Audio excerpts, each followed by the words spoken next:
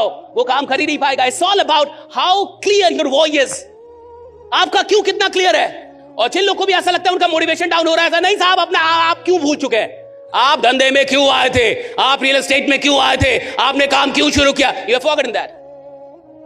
जिस आदमी का क्यों क्लियर होगा साहब, वो आपको ऐसे नहीं मिलेगा। देखिए क्यों से शुरू करना है, why we need to start with why, हमें क्यों से शुरू करना चाहिए, इसे समझिए। क्यों सबसे बड़ा सवाल है इस दुनिया में।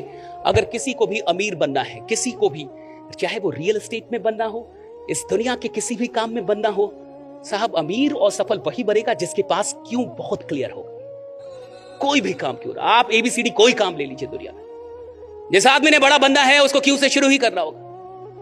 क्यों क्लियर होने से आपके पास 3 चीजें मिलती हैं, वही आपको 3 चीजें देता है। पहला डायरेक्शन देता है, जिस आदमी के पास उसका क्यों क्लियर होगा उसको एक सही डायरेक्शन मिलेगा। और याद रखिए आप कितनी भी स्पीड चले, अगर डायरेक्शन खराब है तो आप पहुंचेंगे कहीं नहीं।